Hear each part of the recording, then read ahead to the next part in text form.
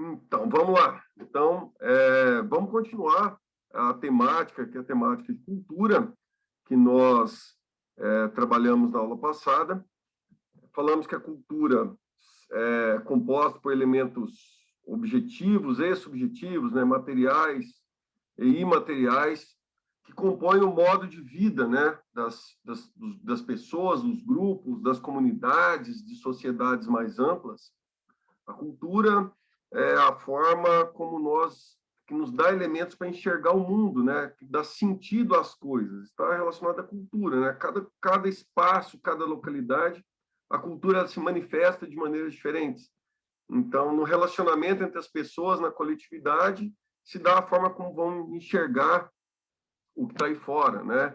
Vai definir gostos musicais, gostos de moda, culinária, arquitetura, formas de comunicação verbal e não verbal, certo? Relacionamentos, a questão da religiosidade, festas comemorativas, dinâmica de trabalho. Então, a cultura ela permeia todas as formas, né, de relacionamento que nós temos na nossa vida coletiva, ok? Só para dar essa introdução aí para vocês. E aí, a temática dessa aula, dentro desse contexto mais amplo de cultura, é estudar como que a questão econômica ela está relacionada à questão cultural. E aí nós temos o capitalismo como base, né, como princípio econômico, para a gente poder entender como que a cultura ela acabou sendo permeada por essas questões. Então, a gente tem o capitalismo aí num processo de expansão, o capitalismo industrial aí no século XIX, entrando no século XX, e essa expansão industrial do capitalismo, ela passa a transformar tudo que é possível em mercadoria. O que é a mercadoria, né? A mercadoria é o produto gerado no processo de produção e esse produto gerado no processo de produção ele é passível de comercialização, isso que é a mercadoria. Então, se produz algo e esse algo é comercializável. Essa comercialização, esse produto comercializável, que é passível de ir para o mercado, é uma mercadoria. Vocês estão me entendendo? Vamos lá, dá um feedback aí.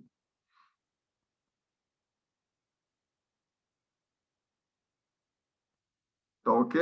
Estamos escutando? Quiser mandar lá no... Tranquilo, pro. Sim. Então, beleza. Então, a gente tem que entender esse contexto para entrar na nossa temática. O capitalismo, ele transforma tudo em mercadoria, por quê? Porque tem que gerar receita, tem que gerar lucro, tem que gerar capital monetário para poder circular esse dinheiro na sociedade e retroalimentar o capital, ok? Então, nesse segundo ano, vocês vão estudar isso de uma maneira mais clara, essa questão da relação entre o capitalismo e a sociedade. E a cultura, ela não escapa dessa questão econômica, né? Então, aí no início do século XX, o capitalismo também tenta se apropriar da cultura, no primeiro momento, transformando aquilo que era obra de arte exclusiva, que um filósofo alemão chamado Walter Benjamin chamava de aura. Ele falava assim, por exemplo, a Mona Lisa, aquele quadro original que fica no Museu do Louvre, ele tem uma aura, ele tem uma particularidade, ele é único. E a partir do momento que o capitalismo toca na Mona Lisa, que faz a agenda de Mona Lisa, que reproduz cartazes da Mona Lisa, que faz copo pintado com o rosto da Mona Lisa, quer dizer, você pegou uma obra de arte que tinha uma aura e transformou ela numa mercadoria. Vocês conhecem um artista brasileiro chamado Romero Brito? Dá um retorno aí também para mim. Aquele que faz uns... Sim, professor. Sim, professor. O Romero Brito, ele é bastante criticado nos meios artísticos. Por quê? Porque os artistas falam que ele não é um pintor, um artista, falam que ele é um publicitário. Por quê? Porque o foco do Romero Brito é realmente transformar as obras de arte dele em mercadoria. Então, o Romero Brito, além dos quadros, né, que são que podem ser reproduzidos, tem agendas, tem calendários, tem uma série de objetos com as suas obras, né? Então, existe ainda uma questão que permeia essa relação entre mercadoria e arte lá do início do século XX, quando se tinham muitas críticas à capacidade de reprodutibilidade técnica. Esse é o termo, de reprodução técnica das obras de arte. Ou seja, pegar aquela obra que era única, aquela estátua que era única, e levar para uma fábrica e reproduzir em série e vender. Né? Pegar obras, estátuas, né? Pinturas e N obras de arte, reproduzir de forma industrial e vender para todo mundo, se tornar algo acessível à população de maneira geral. Então, o Walter Benjamin, ele enxerga isso como uma perda de aura, né? Ele fala, a obra de arte perdeu sua aura, a sua unicidade, a sua particularidade, e se tornou algo muito banal. Então, esse contexto de apropriação capitalista da cultura, ele foi estudado por uma escola na Alemanha chamada Escola de Frankfurt, ou Escola de Estudos Sociais da Universidade de Frankfurt, na Alemanha. Eram autores que tinham uma visão crítica ao capitalismo, ou seja, uma base marxista, vocês vão estudar Marx no segundo ano aí, ou seja, era chamada uma escola crítica que criticava como o capitalismo estava entrando na vida das pessoas, né? Transformando tudo que ele tocava, né? Como se fosse um Midas, né? Rei Midas transformava tudo em ouro, então o capitalismo, tudo que ele tocava se transformava em mercadoria. Era a crítica da Escola de Frankfurt. A Escola de Frankfurt, ela funcionou até de 1926, se eu não estou enganado, depois vocês olhem no material de vocês, até a emergência do nazismo, porque como era uma escola de esquerda marxista, né, foi perseguida pelo nazismo de Hitler e eles migraram para os Estados Unidos fugindo do nazismo. Os autores, né, os pensadores da Escola de Frankfurt. Então, nós temos, falei do Walter Benjamin como uma figura, nós temos a figura do Herbert Marcuse, o Max Horkheimer, eram filósofos mais conhecidos, né? Até o Habermas, que é um sociólogo mais atual, ele é de uma segunda geração da Escola de Frankfurt, né? Então, o Benjamin, o Marcuse, o Adorno, o Horkheimer, são alguns autores que passaram a pensar a sociedade e a cultura a partir dessa apropriação capitalista. Por isso que eles são os autores da chamada cultura de massa e indústria cultural. O que é o cerne do termo? O que é indústria cultural? Você transformar a cultura de forma industrial em produtos e mercadorias, como eu falei para vocês. E isso acaba criando o que eles chamam de cultura de massa. Vamos lá. O que é uma massa? Vamos pensar numa massa de bolo. Me dê um retorno aí. Como que é feita uma massa de bolo? Como que é feita uma massa de bolo? Pode ser... Ovo, farinha, fermento. Ovo. Vamos lá, o que mais? Farinha, fermento, ovo. O que mais vai na massa do bolo? É só leite. Isso? Leite. Eu acho. Vai mesmo. Não sei. Acho que não. Vocês nunca fizeram um bolo, não? Só come bolo, né? Farinha, fermento, dependendo do margarina, chocolate, Fubá. Maisena. Fermento, margarina. Sou de chocolate, sou de coco, coloca os sabores, né? Vocês têm que fazer bolo. O bolo é muito fácil aí, né? Só comer os bolos, não. Chantilly. Chantilly por cima, ou leite condensado, né? Joga por cima aí fica show. O gordice por cima do bolo brigadeiro, né? Mas o que eu perguntei para vocês, como que é feita uma massa de bolo, o que isso tem a ver com o que eu estou falando? Quando eu falo de cultura de massa, o que tem a ver com a massa de bolo? O que vocês acham? Porque os dois são um conjunto? Os dois são um conjunto? Também tá certo. Ingredientes diferentes, tipo, pessoas diferentes, né? Uma massa é um monte de ingredientes junto. Uma cultura de massa, isso? É muita cultura junto. Vocês estão indo no caminho certo. Tem muita massa, tem muita coisa junto, né? Ovo, leite, margarina, farinha, óleo, enfim, açúcar. Tem muita coisa junto para fazer uma massa. Mas para se transformar em massa, o que tem que ser feito? A massa do bolo? Não é só colocar. Mexer. Misturar. O que tem que fazer? Já tem uma resposta lá no chat. O que tem que fazer para essa massa virar massa de bolo? Deixar homogênea. Mistura. Sou muito esperto. Escutei. Tem que misturar. A questão, o que tem a ver a cultura de massa com a massa de bolo? São vários ingredientes diferentes que você junta e mistura. Você misturando tudo vai se transformar numa massa o quê? Já responderam no chat aí, olha aí. Numa massa Homogêneo. homogênea. Então, a ideia de cultura de massa é você padronizar gostos, você transformar gostos de forma homogênea. As pessoas gostarem das mesmas coisas. Aí, você fazendo com que as pessoas tenham gostos parecidos, gostos homogêneos, a indústria pode produzir em escala. Olha a ideia da cultura de massa. Você padronizar gostos através da cultura, e aí entra a cultura, primeiro, jornais como difusor cultural, depois o rádio como difusor cultural, e depois o capitalismo se apropria do jornal, do rádio, para divulgar e tentar homogeneizar padrões de comportamento e padrões de gostos, e depois vem a TV.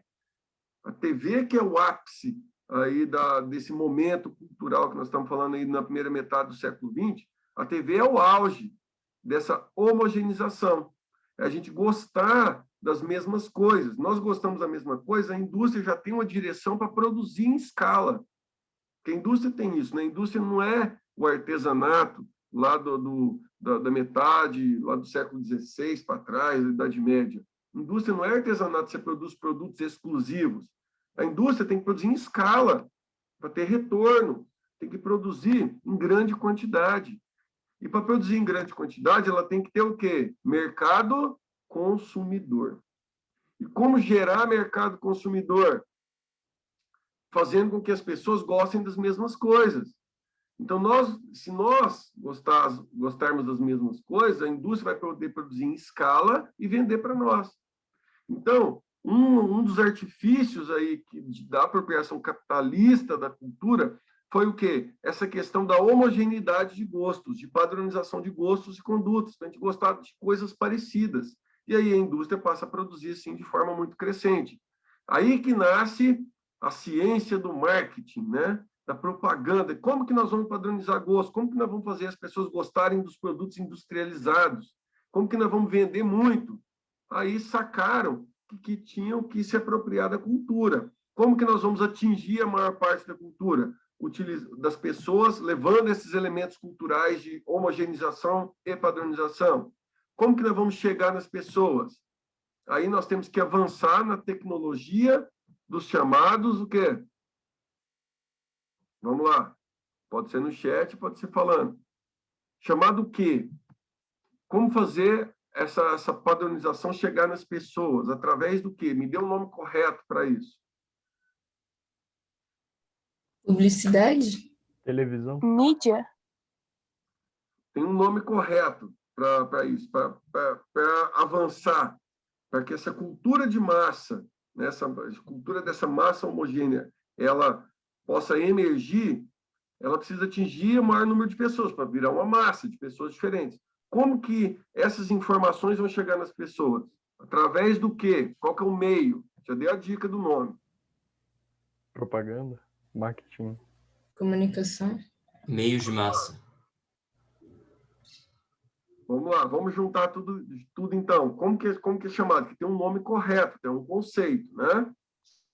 Socialização.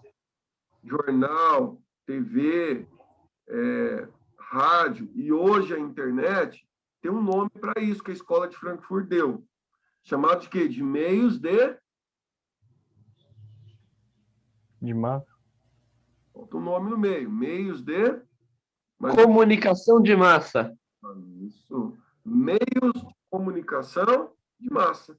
Ou seja, meios de comunicação que atinja essa grande massa. Então, a tecnologia ela foi avançando através desses meios de comunicação e o capital se apropriou dos meios de comunicação. Então, o que eles mostravam? Que nos intervalos, né, das programações culturais que passavam nesses meios de comunicação, se tinham as chamadas propagandas. Aí a ciência do marketing surge as propagandas. Então, nos intervalos tem a propaganda. E esses meios de comunicação de massa, eles ganham dinheiro com essas propagandas, certo? Essas propagandas que estão no intervalo. Por exemplo, está passando uma novela, está passando Big Brother, está passando um filme. E aí, nos intervalos, você tem propagandas te bombardeando, certo? Com uma quantidade exorbitante de anúncios para que a propaganda, o objetivo dela, a gente vai ver daqui um pouquinho melhor, é criar necessidades. Então, a gente tem que comprar coisas que a gente nem precisa, certo? Se você comprar somente o que é necessário, a indústria ela não vai girar, né? Você vai ter um problema no desenvolvimento do capitalismo. Então, você precisa estar o tempo todo renovando gostos. E essa capacidade de renovar gostos através dos meios de comunicação, ela surge nesse contexto da criação da cultura de massa e da indústria cultural. Ok? Estão me entendendo? Então, assim, olha, nós precisamos produzir para muita gente, mas como que nós vamos produzir se cada um tem um gosto diferente? A diversidade cultural é muito ampla. Então, a gente precisa criar uma cultura em que todo mundo consuma coisas parecidas, que tenham gostos padronizados, gostos homogêneos. Por isso que essa ideia de massa é isso. Massa é um grupo de pessoas que tem padrões de comportamento e padrões de gostos homogêneos. E daí essa cultura de massa, ela contrasta com a nossa forma de ser específica, que é a chamada cultura popular, que é a nossa cultura específica, né? São manifestações culturais do nosso dia a dia, a cultura popular, né? Aquilo que nós reproduzimos no nosso cotidiano. E ela também, ela contrasta com a chamada cultura erudita, né? A cultura erudita ela surge com a emergência da burguesia, do iluminismo, né? Não vou voltar nisso. A cultura erudita, você deve ter estudado em artes aí, né? Não sei se vocês viram em arte, né? Não sei se tiver arte no primeiro, mas vocês vão ver isso aí, a questão da cultura erudita. A ideia de cultura, dessa cultura erudita é de consumir produtos culturais ou de ter acesso a um tipo de cultura que ela é restrita a uma classe social. Quando falo que a pessoa é erudita, quer dizer que ela tem acesso a um certo tipo de manifestação cultural de natureza mais acadêmica, de natureza mais rebuscada, né, que está em livros, né? A cultura erudita ela está nos livros, ela está nas orquestras sinfônicas, em manifestações que nascem dentro da academia, da universidade, em grupos sociais restritos. Isso é a cultura erudita. A cultura erudita é a ideia que a pessoa é culta, né? Que ela tem acesso a muita informação escrita, informações que são restritas a quem é letrado. Então, essa é a cultura erudita. A cultura popular, não. A cultura popular é o que se manifesta no dia a dia, nas relações espontâneas. E a cultura popular tem como característica não ser escrita em livro, ser de brotar nas nossas relações. Por exemplo, o folclore, as tradições são chamadas de cultura popular, que está do povo, que está disseminado na sociedade. Então, a gente tem a convivência dessas diferentes, colocar entre as culturas, né? Cultura popular, cultura erudita, e aí temos a cultura de massa, que a cultura de massa já foi um processo deliberado, um processo planejado para que nós pudéssemos ter acesso a produtos industrializados, a propagandas elaboradas, ok?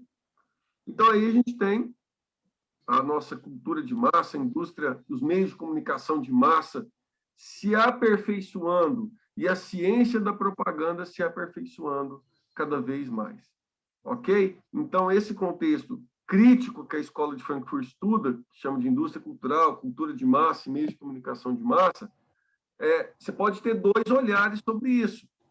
O olhar da Escola de Frankfurt é um olhar crítico. Eles acham isso, né? Por isso que eu estou colocando aqui para vocês. Você vai falar, não, esse negócio é bom demais, né? Produzir em escala, quer dizer, se você produz em escala, as coisas ficam mais baratas. A gente não precisa ir lá no Museu do Louvre para ver a Mona Lisa.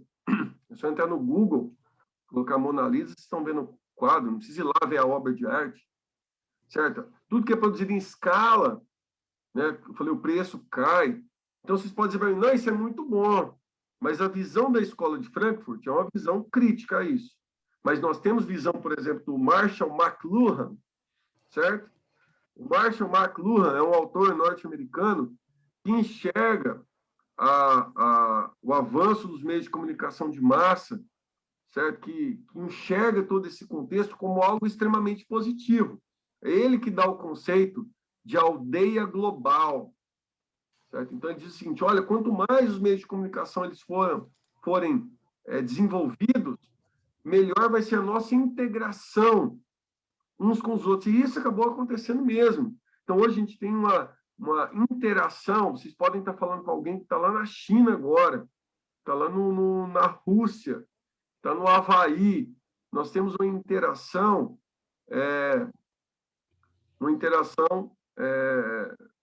simultânea com essas pessoas.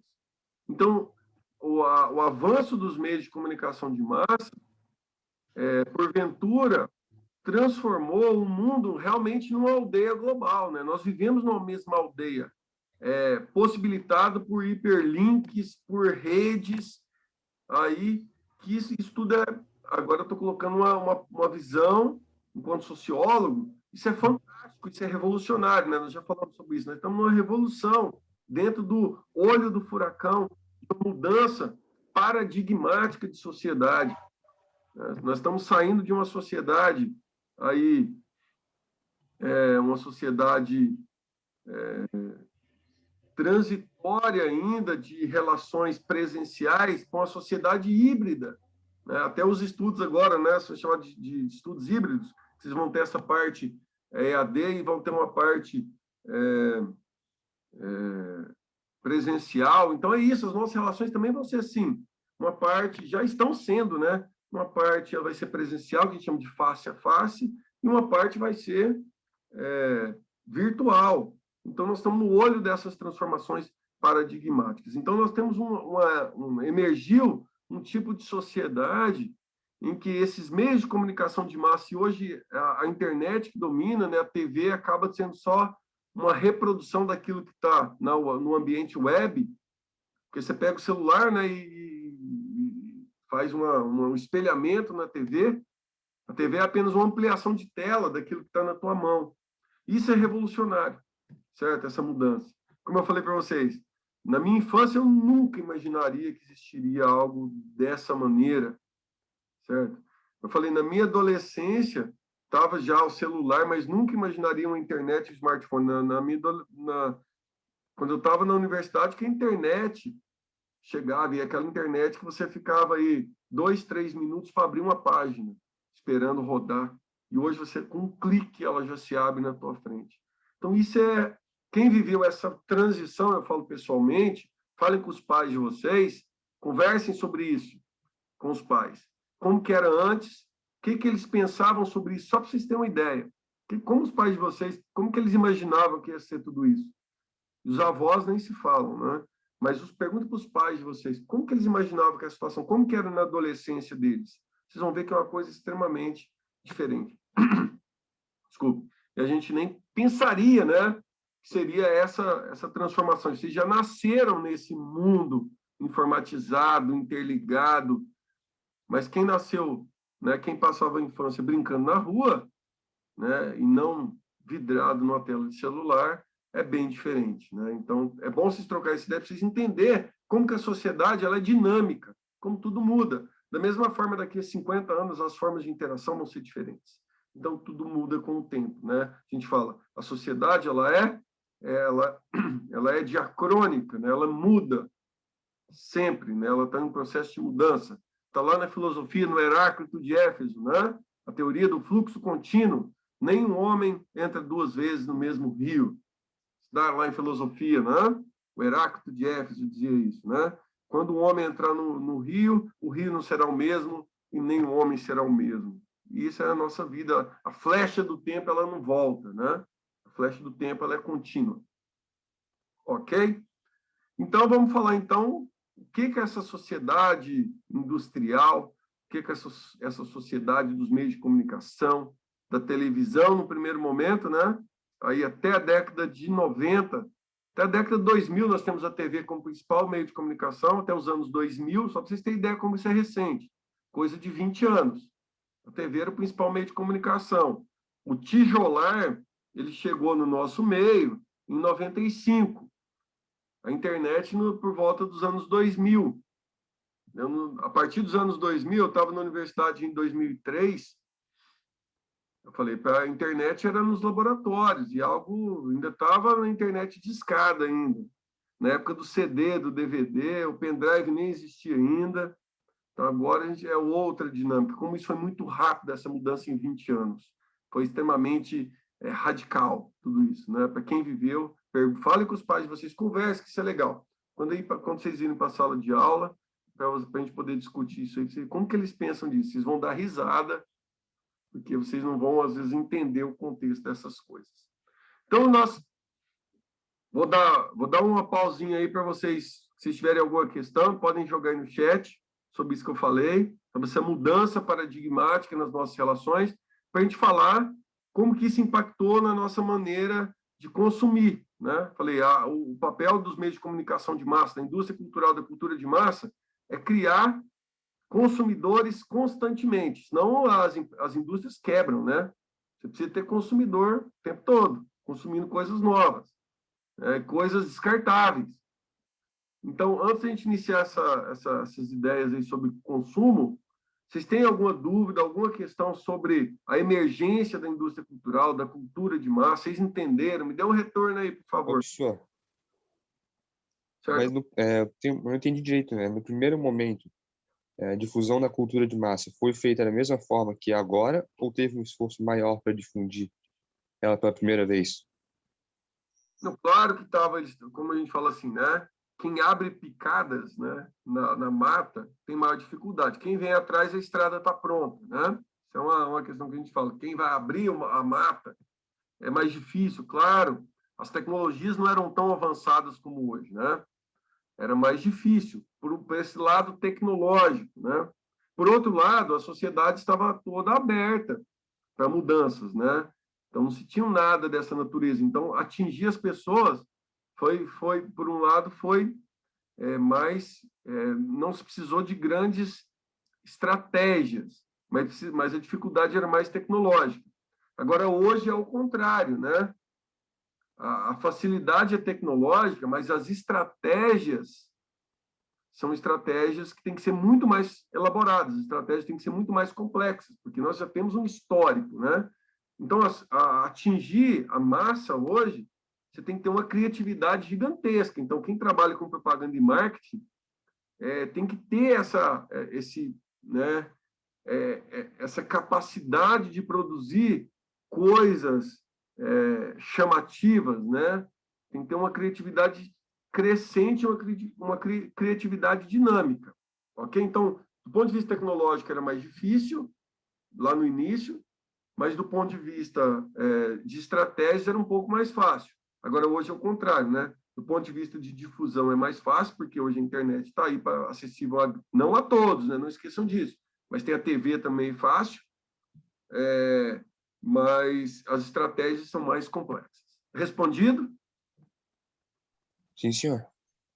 Pessoal, mais alguma dúvida? Quiser ir no chat, quiser ir me perguntar aí, podem perguntar. Ou eu tô muito bom para dar aula, né? Vocês não têm nenhuma dúvida, ou vocês não entenderam nada, ou eu tô voando aí na aula, né? Vamos lá. Vamos lá para a gente falar um pouquinho de consumo. Nada, então? Então, minha aula tá brutalástica, então.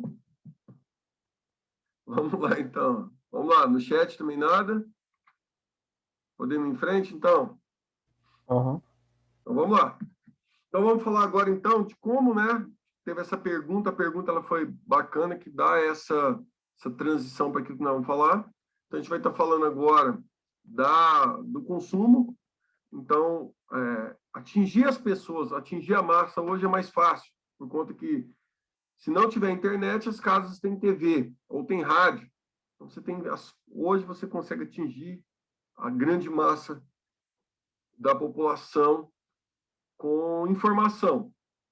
Só que você tem que ter uma criatividade muito grande para estimular as pessoas a consumirem, inclusive consumir aquilo que não precisa. E daí a gente vai falar do que é o consumidor e o que é o consumista. Eu falei isso para vocês anteriormente, deixei material e caiu em prova. O consumidor é aquele que consome aquilo que é, entre aspas, necessário. aquilo que atende às suas necessidades imediatas, né?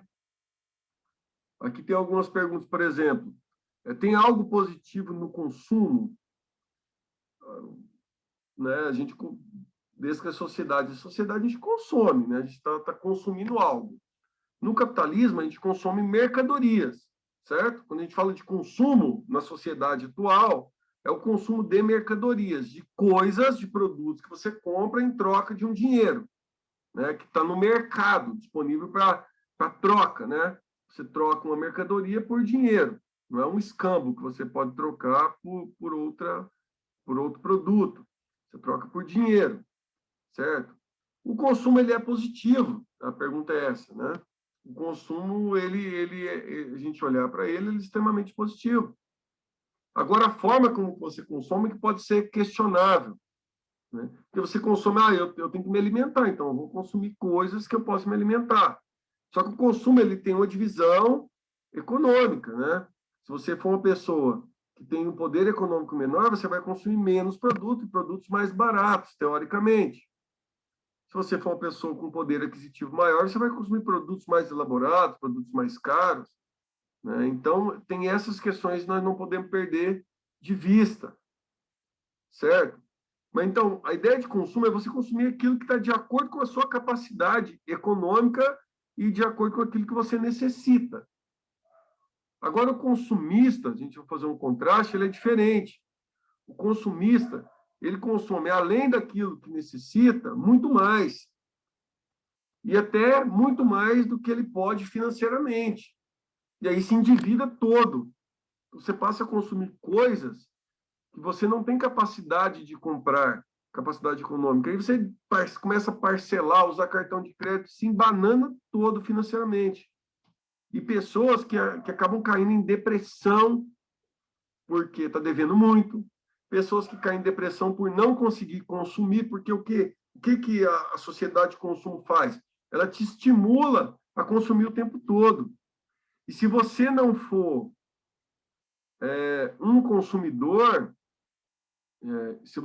um consumidor, você está fora do circuito, certo? Pensem nisso aí. Se você não consumir aqueles produtos que estão na propaganda, que é produto da moda, da hora, você vai acabar sendo, de alguma forma, rechaçado. Então, eu tive um relato, né? É o filho de um amigo meu, que estava na escola, e ele foi excluído de um grupinho de colegas porque ele não tinha iPhone. Só podia estar no grupinho lá dos amigos lá quem tinha iPhone. Então, como ele não tinha, ele estava fora ali, ele estava excluído do circuito. Vocês têm ideia? Foi feita uma pesquisa em Porto Alegre, no presídio de Porto Alegre, por uma antropóloga da Universidade Federal do Rio Grande do Sul. Essa antropóloga ela fez uma pesquisa com os presos de 18 a 25 anos, perguntando para eles qual foi a motivação que levou eles ao crime. 90% dos jovens de 18 a 25 anos, o que motivou eles o crime foi o consumo. Só para vocês terem ideia. Porque eles não tinham acesso a bens de consumo, a produtos que eles queriam, um tênis da Adidas, um tênis da Nike, uma camiseta, sei lá, da Tommy, um boné da John John, e sei lá, essas marcas aí que vocês sabem muito melhor que eu.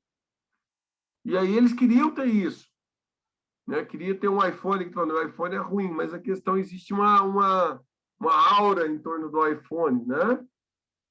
Os produtos da Apple. Então, o que a gente pode falar?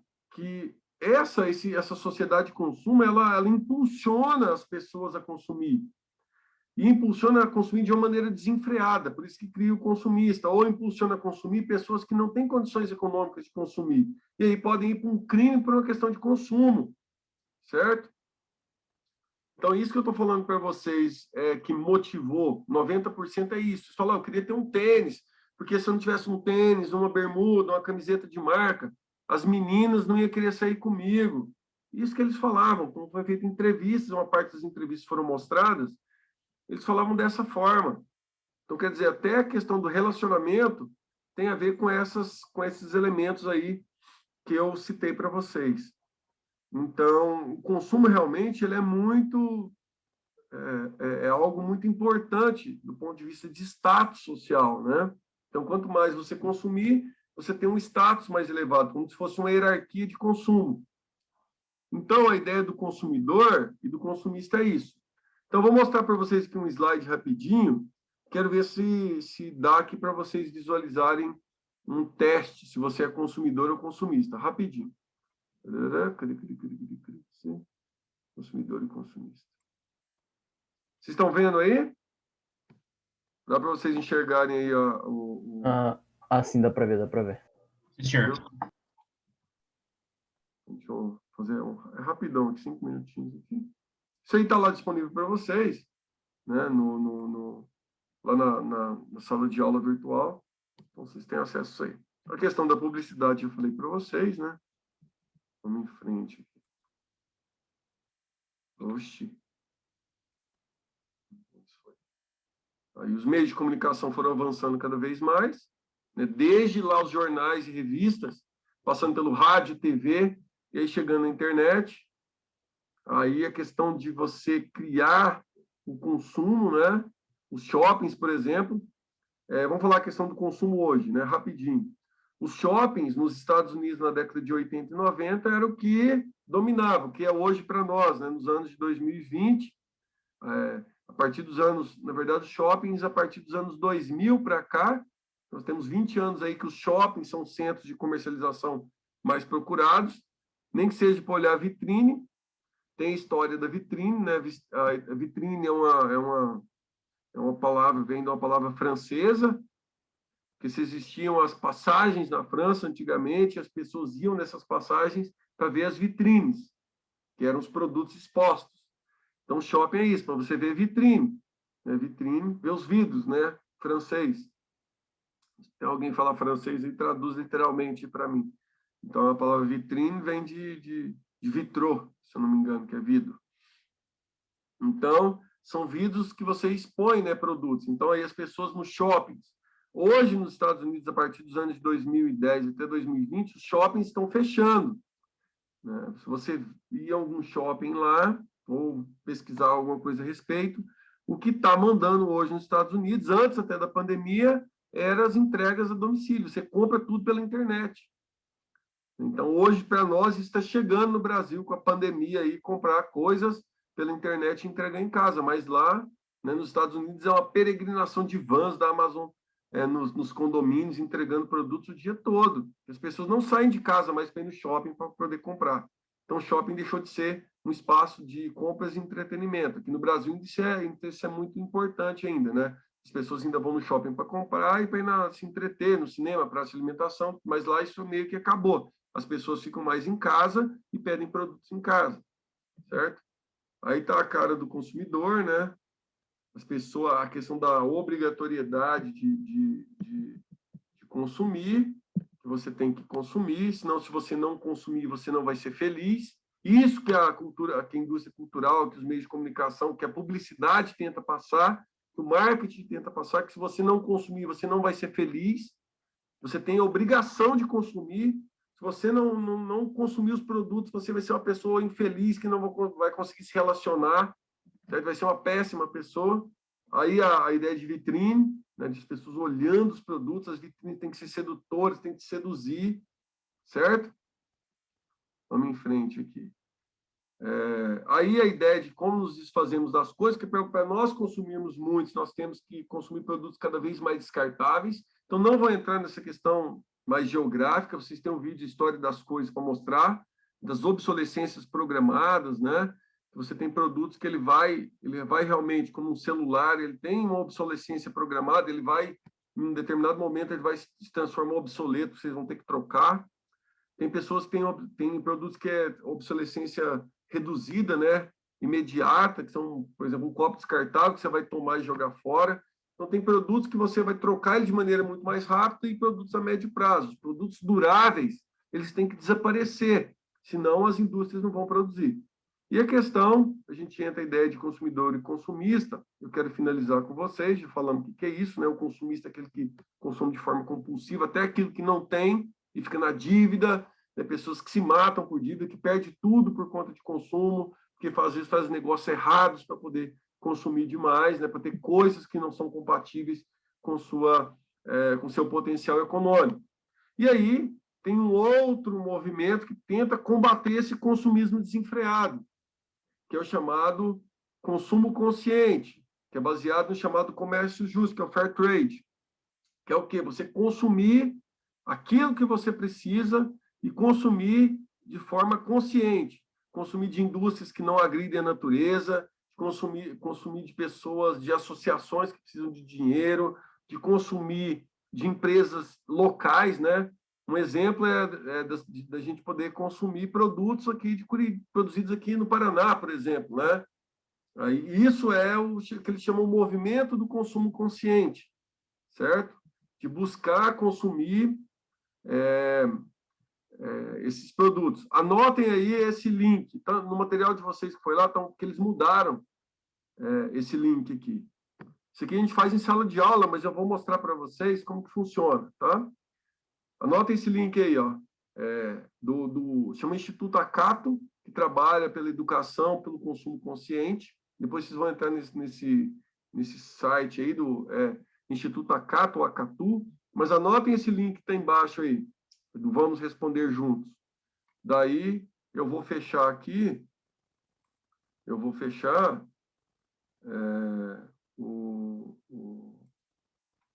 a tela. Anotaram?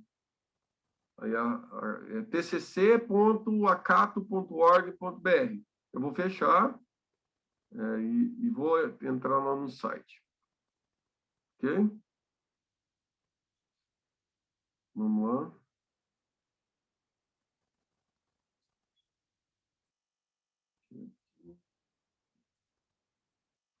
Estão vendo a tela? Me dão um retorno.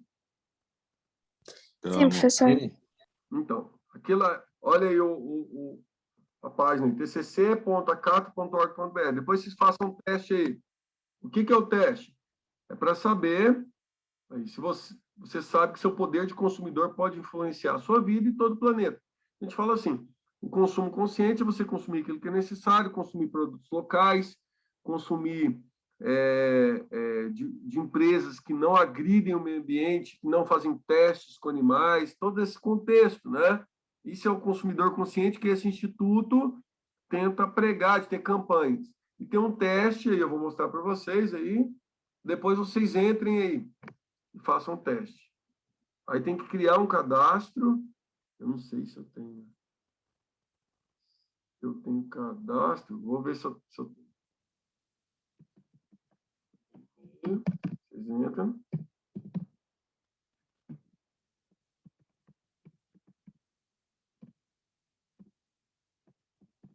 Vai mostrar assim. Pô, vocês querem a senha também. Ó, eu tenho.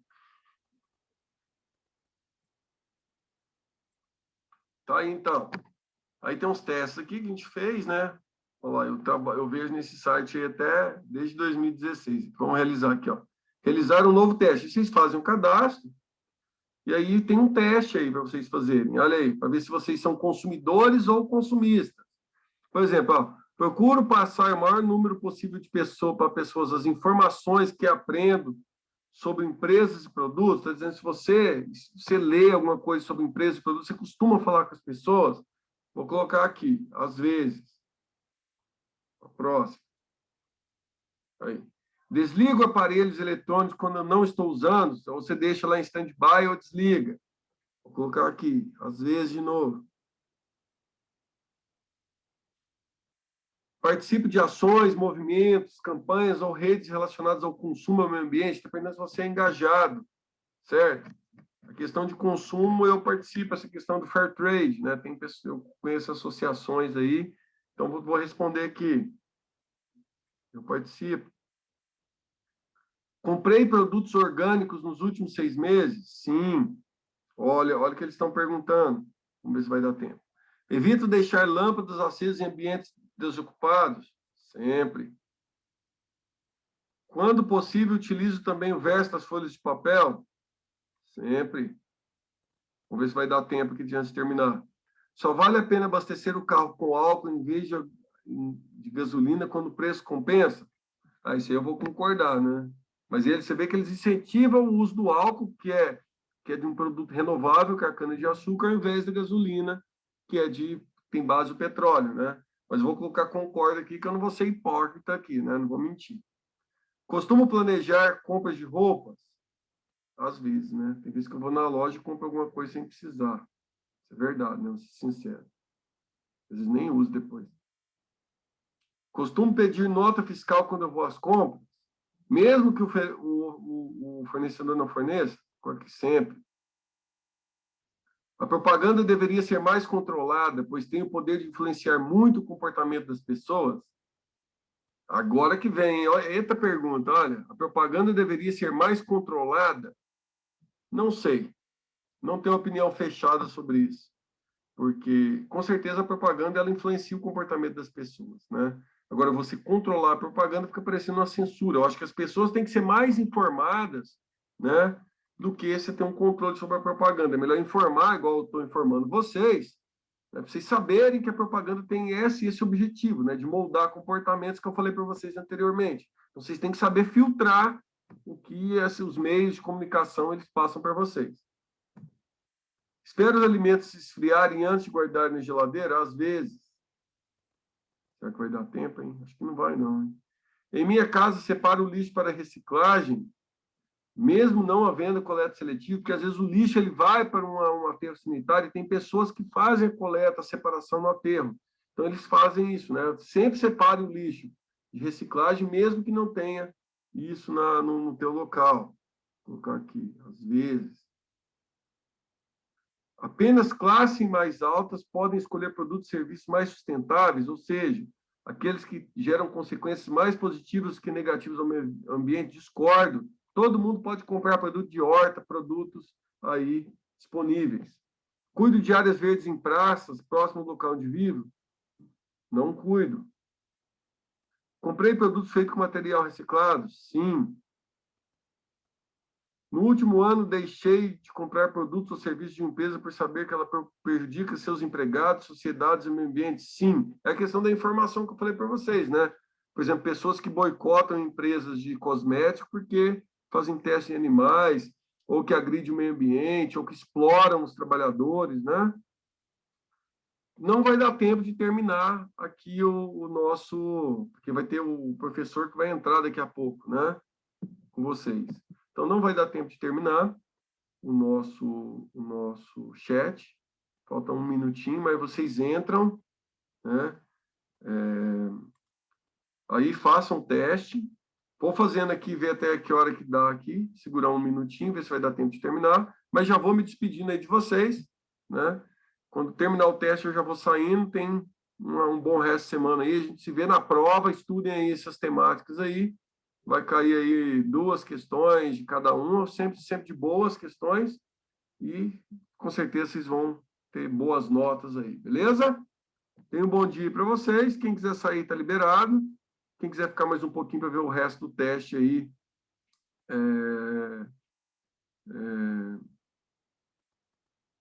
para poder ver o resultado. Quem quiser, entra aí e faça o teste aí. Tem um lugarzinho para iniciar o teste, faça o cadastro rapidinho e testem aí se vocês são consumidores ou consumistas, beleza? Valeu, pessoal. Até mais para vocês. Tchau, professor. Obrigada. Tchau, tchau, gente. Façam um teste aí. Rapidão. Valeu, tchau, tchau.